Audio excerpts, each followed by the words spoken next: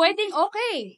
Ayaw mo ng carbs. I'm sure marami kayong naririnig, kahit mga athletes, telling people, don't eat carbohydrates, avoid carbohydrates, that's fattening, di ba? But then again, for highly competitive sports, carbohydrates really is our main source of fuel. And that is the biggest mistake to take it out from the diet of an athlete because it is the primary fuel source for muscle contraction. We all know that, right? Ano nga ba ang ginagawa ng isang sports nutritionist or ng isang performance nutritionist pagdating sa isang world level competition? Sa totoo lang, ang focus talaga pagdating sa world level competition is hindi na para ma-maximize yung training adaptation, hindi na para mag-lose ng weight, no? Which is yung ginagawa natin during the training part, but rather to provide the athlete optimum nutrition and allow him or her to perform at his or her best. Okay? And there are three considerations that I always think of every time I implement a sports nutrition program or a performance nutrition program. Number one is provision of energy. Okay? I have to make sure that my athlete gets the right balance of nutrition to optimize energy level and of course mental function for competition performance. Also, kapag ka naibigay natin ng tama yung fueling ng isang athlete, that can also boost his or her confidence. Knowing na, shucks, I am well-fueled. I am built to succeed in this competition.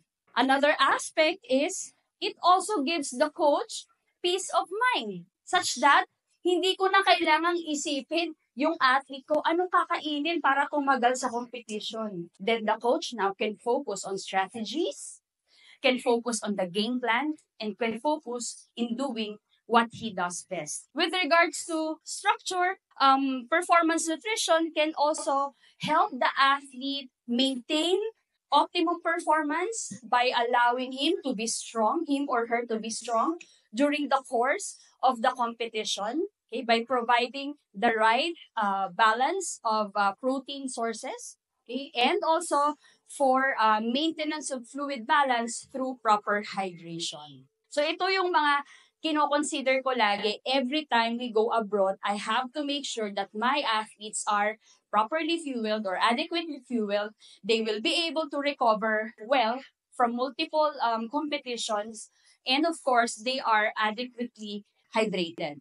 So let's now look at energy provision. And para lang din may idea kayo kung ano ba talaga yung nangyayari or ano yung mga technical considerations with regards to providing energy for a competitive athlete. With regards to energy provision, the primary consideration would always be carbohydrates. That's why I'm very skeptical when I hear athletes telling people that you should avoid carbohydrates because, to be honest, they maybe are achieving their personal best, but it might not be enough to have a podium finish. Pwedeng okay. Ayaw mo ng carbs. I'm sure marami kayong naririnig, kahit mga athletes, telling people, don't eat carbohydrates, avoid carbohydrates, that's fattening, di ba?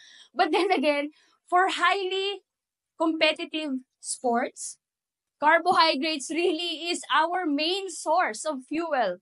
And that is the biggest mistake to take it out from the diet of an athlete because it is the primary fuel source for muscle contraction. We all know that, right? And during competition, again, I'd like to repeat that this is not the time to lose weight, but rather we use carbohydrates to the advantage of the athlete to help the body of the athlete to maximize performance. So this is the timing of fueling. So yan yung ginagamit kong timing. Okay? Kung kailan ako nag-start kain ng carbohydrates sa mga athletes. And you'll also notice there that there is the amount. Specific amounts are recommended for every interval because that is dependent on the rate of digestion and absorption of nutrients relative to the timing of competition. Which means, kung kayo ay merong tinutulungang athlete and you want to give that athlete fueling strategies, one of the things that you have to think of is what time is the event? How long do you have to fuel the athlete. Tapos, saan nyo siya gagamitin? Itong timeline na to. Hindi lang kayo basta pupunta sa competition, pagdating nyo doon, anong meron pagkain?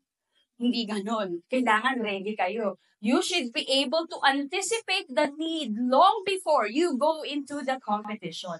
So just to sum up, pag mas mahaba yung time gap, then you are allowed for a bigger carbohydrate portion. Take note that this is on a gram per kilogram body weight.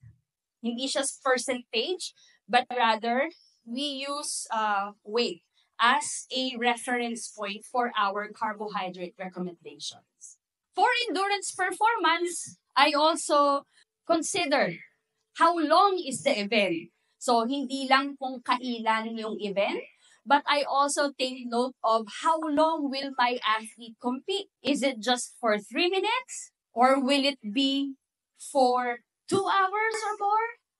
Or will it be for 3 consecutive days? The fueling strategy will be based on that. Kung gaano karami yung nasunog niyang energy and how much should I put back in the body of the athlete by using this. Take note lang that if the event or the competition is less than 30 minutes, there's really no need for any carbohydrate refueling. Okay? So, halimbawa, 3 rounds lang of 3 minutes each round with 1 minute interval, which mostly happens in amateur boxing or taekwondo competition or other martial arts competition, then there really is no need to refuel with carbohydrates during the actual competition. But the longer the competition is, the longer the event is, then you have to consider the proper carbohydrate source to give to your athletes. All right?